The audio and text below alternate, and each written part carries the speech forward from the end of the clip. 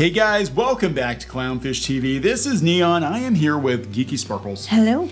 And another day, another story of a comic book publisher not paying its freelancers on time. Yeah, this is like a pattern now. This is an ongoing pattern, and it's not But just it's all fine. It's not just one or two people. There's a laundry list of publishers that have not been paying their creatives. It's like as soon as one person came out, now everybody's like coming out. Yeah, usually how it worked back in the day when I freelanced was you would find out that one publisher, usually in particular, was deferring payment, and then everybody would kind of gang up and shame that publisher, and then they would file for Chapter 11 or whatever and would disappear.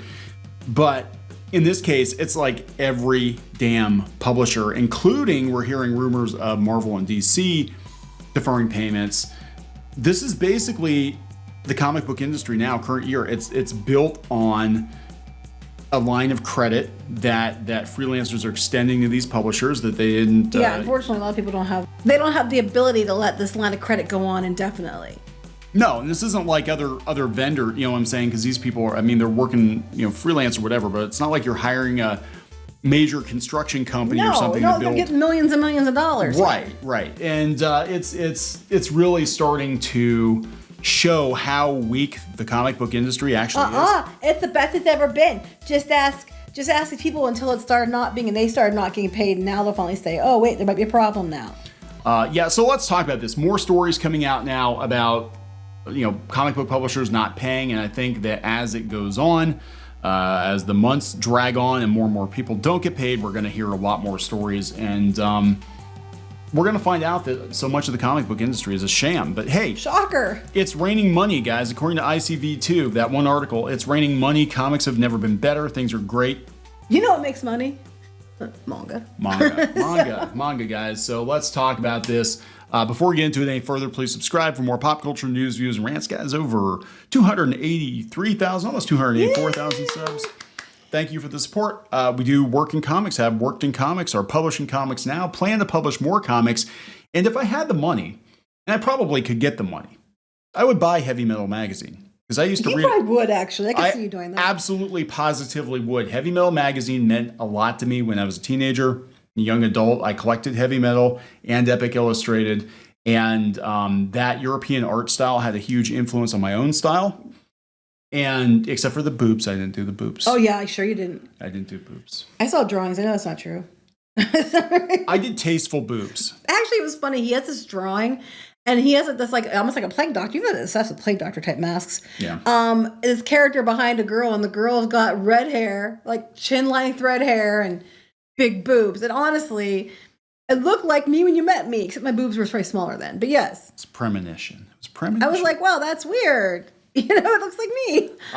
So Heavy Metal. So I'm talking about boobs though. I gotta bring this up. We've done. Yes, that's the friend I said to you. I'm like, wait, is this because they were censoring shit? Is that why they don't have money to pay their people now? So yeah, Heavy Metal was censoring stuff. A lot of fans calling them out. I have heard rumors from people that are huge fans of heavy metal, current year Heavy Metal now, which is not the same book it was when I collected, but complaining about some of their business practices, and it just seemed like things really weren't A-okay over there. But yeah, they were actually attacking fans on social media for being like, why are you covering up Tarna?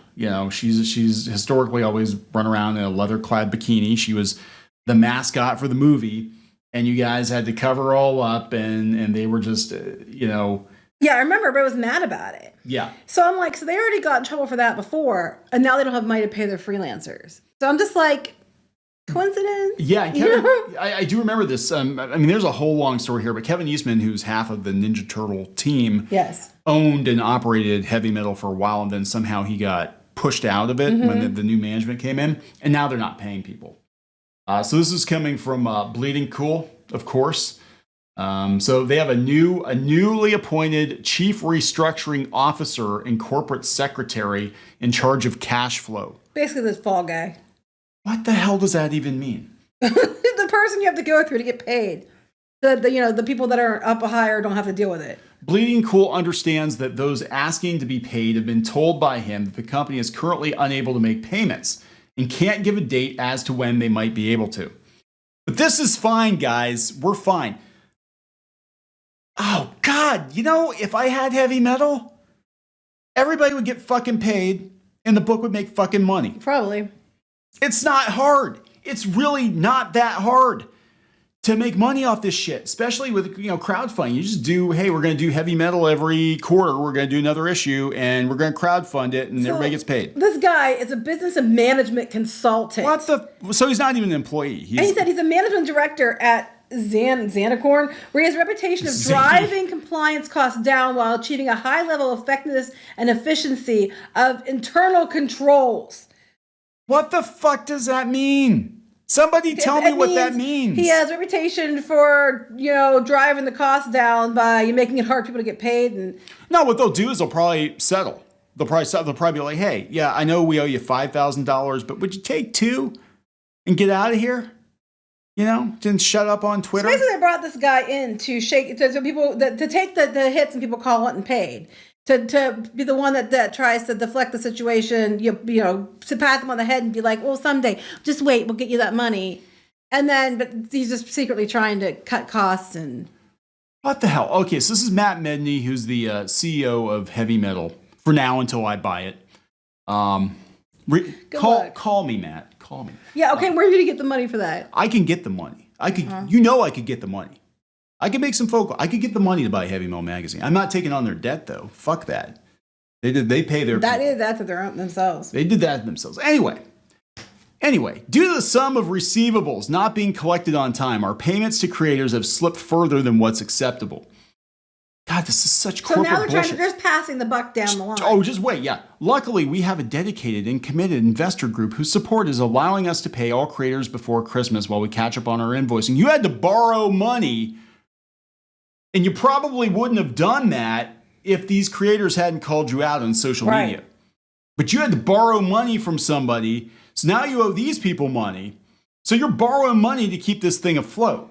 So you're not selling enough Heavy Metal magazine to justify the cost of publishing Heavy Metal magazine, which tells me you're a dumb fuck business person.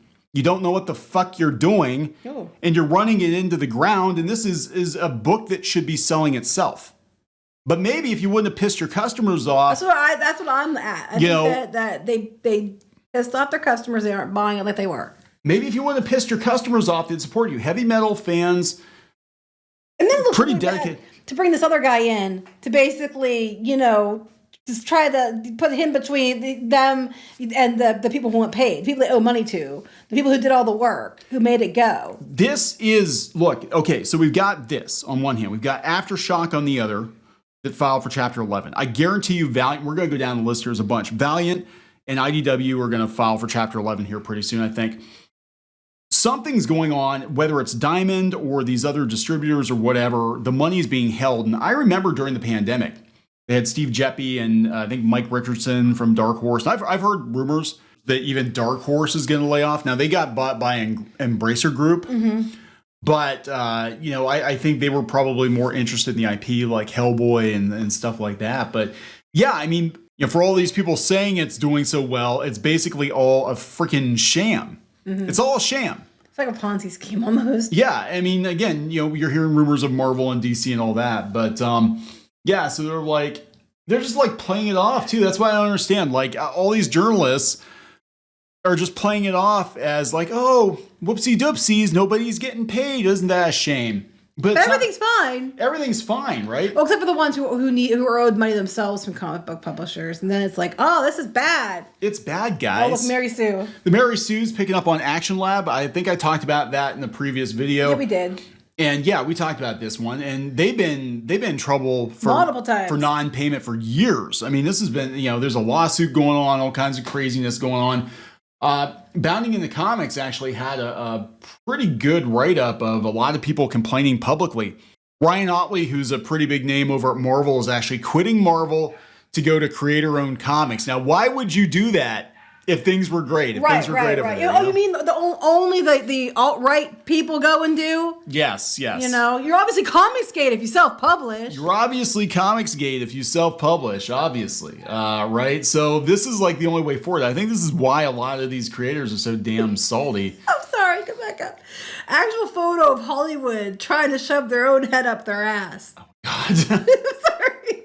I just trying to figure out what's up with Venom's leg muscles. I don't know. Will Robinson said he's being blacklisted from future work because he's complaining about getting paid. That's why people don't complain. That's why they don't. Exactly. This is what I've said in other videos. What I always hated was, well, it's very unprofessional if you complain. And I'm like, but it wasn't professional what they did in the first place, which is why I'm complaining. So why should that person be punished for complaining about a legitimate complaint from a publisher who's not doing what they're supposed to do? You know what I mean? And he's the bad guy. It doesn't make any sense. The thing is this is the worst kept secret in comics. You're difficult because you complained about not getting paid. You're supposed to just work for free.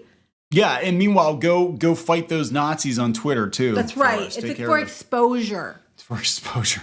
So, I mean, here's the thing. The comic book industry for the last 20 years or so has always been this way. There's a reason that I walked away from comics. I didn't have It didn't pay. It didn't pay. Even when it paid, it didn't pay well enough to justify the time sink as much as I love comics, right?